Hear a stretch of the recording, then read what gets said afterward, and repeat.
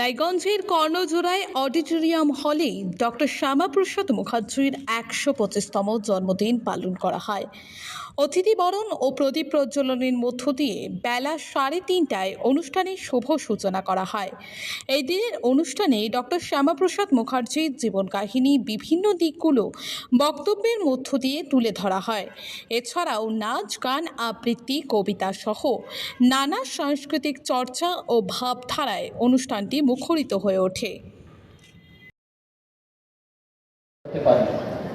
এটা আমরা আমাদের পুরো বছর আমাদের প্রোগ্রাম চলতে থাকবে। প্রত্যেকটা স্কুলে কিছু সেমিনার হবে, কিছু ডিবেট হবে, কিছু আর্ট কম্পিটিশন হবে, এরকম করে। তো তাহলে ওনাদের যে আদর্শ যে আছে, ওনার যে ইন্টেলেকচুয়ালি যে কথা ছিল, ওইগুলো সবাই বুঝতে পারে, সবাই জানতে পারে। আমরা গোটা বছর আমরা কর্মসূচি আমরা ধরবো, আমরা অনেকটা ধরেছি। প্রত্যেকটা ব্লকে এসডি অফিসে আজকে অনুষ্ঠান হচ্ছে। তো তাহলে লোকজন জানতে পারে কি ওনার কন্ট্রিবিউশন কী ছিল।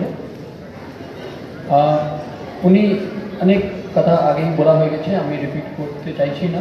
কিন্তু উনি যে ছোট জীবনকালে উনি যে যতটা অ্যাচিভ করেছেন, আমি ছাত্রছাত্রীরাকে বলবো কি আপনারাও ওই রকম যে কাজ উনি করে গেছেন, আপনারা একটু দেখবেন কি উনি অত ছোটো কাজ যদি এরকম যদি কাজ করা যায়, ছোটো কাজ স্টার্টিংয়ে যদি বোঝা যায় কি ওটা ছোটো আছে, কিন্তু পরে যদি আমরা 125 মানে ওনার 125তম জন্মজয়ন্তী আজকে আমরা স্মরণ করছি, তো নিশ্চয়ই উনি কিছু অভূতপূর্ব কাজ করেছেন।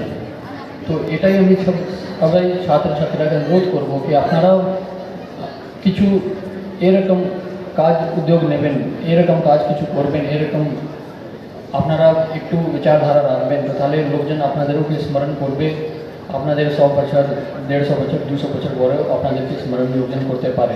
এটাই আমাদের জীবনকালের উদ্দেশ্য কি লোকজন আমাদের জীবন কত বড় ছোট, কিন্তু পরে আমাদের একটা মিনিংফুল হয়, আমরা একটা ইম্প্যাক্ট করতে পারি। তো ওনার একটা কন্ট্রিবিউশন ওইভাবে আমরা পেয়েছি।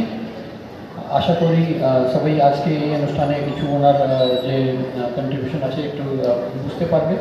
এটাই বলে আমি আমার কথা শেষ করছি। Thank you.